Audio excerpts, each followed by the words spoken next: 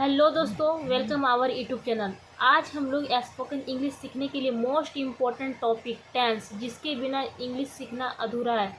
जैसे कि मैं पढ़ रही हूँ, ये भी एक टेंस है। मैं खा रही हूँ, ये भी टेंस है। मैं पढ़ती हूँ, ये भी टेंस है। मैं पढ़ूँगी, ये भी टेंस है। मतलब आसपास में जो भी सेंटेंस कोई भी इंसान बोलता है या आप खुद बोलते हो, तो सारी चीज़ें कहाँ से स्टार्टिंग होती है? टेंस से। तो इंग्लिश सीखने से पहले आप टेंस की वीडियो को देखना ना भूलें। टेंस बेसिकली होता है आपका 3 टाइप्स का: present tense, past tense and future tense. और प्रेजेंट टेंस के भी 4 पार्ट्स होते हैं, पास्ट के भी 4 पार्ट्स होते हैं और फ्यूचर के भी 4 पार्ट्स होते हैं। यानी टोटल टेंसों की संख्या कितनी होती है? 12 होती है। पहला टेंस होता है प्रेजेंट इंडेफिनिट टेंस या सिंपल प्रेजेंट टेंस। दूसरा प्रेजेंट कॉन्टिन्यूअस टेंस। तीसरा प्रेजेंट परफेक्ट टेंस। चौथा present perfect continuous tense. Fifth होता है आपका पास्ट इंडेफिनिट टेंस या simple past tense, past continuous tense. Seventh, 8 होता है पास्ट परफेक्ट टेंस। 8 होता है पास्ट परफेक्ट कॉन्टिन्यूअस टेंस। और 9 होता है past indefinite tense. 10 past continuous tense. 11 past perfect tense. और 12 होता है पास्ट परफेक्ट कॉन्टिन्यूअस टेंस। तो आज हम पहले सिंपल प्रेजेंट टेंस को जानेंगे, फिर उसका एग्जाम्पल करेंगे, उसके बाद फिर हम लोग पास्ट कॉन्टिन्यूअस टेंस में आएंगे। पास्ट टेंस को स्टार्ट करते हैं। सिंपल पास्ट टेंस की पहचान होती है, जैसे कि आप लोग अभी हिंदी से इंग्लिश सीख रहे हैं ना, क्योंकि बेसिकली इंडिया में सभी की यही प्रॉब्लम है, इंग्लिश को ना जानना, ना सीखना। तो सबसे पहले रूल्स में हम लोग हिंदी को जानते हैं। इसकी पहचान ता हूँ, ती हूँ, ते हैं, ती हो, ती है आदि, इस तरह की पहचान होती है। जैसे कोई सेंटेंस लिखा हुआ है हिंदी में, मैं खेलता हूँ, तो लास्ट में क्या है? ता हूँ। यानी कि हम लोग पहचान लेंगे जस्ट कि वो सिंपल प्रेजेंट टेंस है, और इसके स्ट्रक्चर के अकॉर्डिंग हम लोग फिर सेंटेंस को बनाएंगे।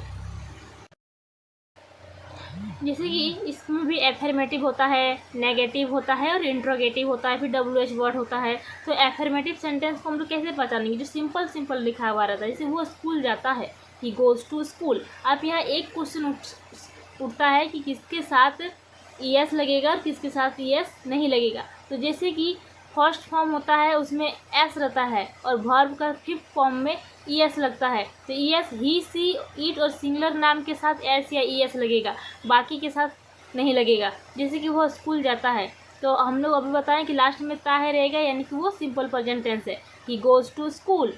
अब सूर्य पूरब में उगता है, the sun rises in the east.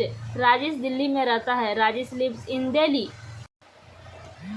तुम आम खाते हो, हम बताए थे कि SES किस में लगेगा? ही, सी, ईट, नेम और सिंगुलर के साथ।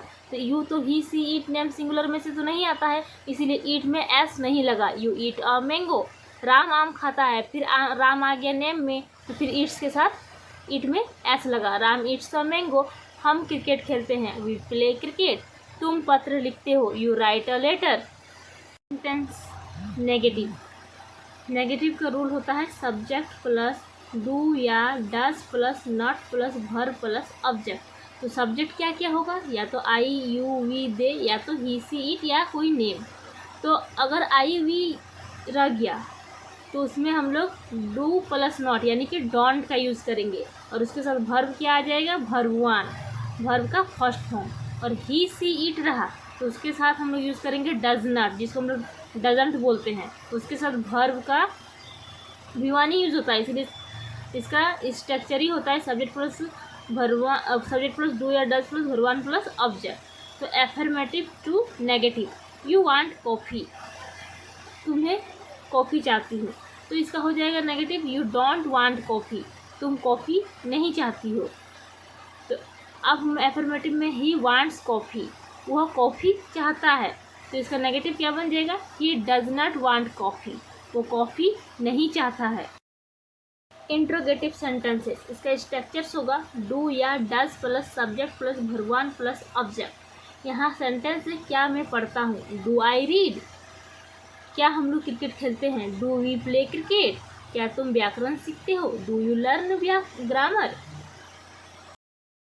इंट्रोगेटिव नेगेटिव सेंटेंसेस, इसका रूल होता है डू या does plus subject plus not plus verb one plus object.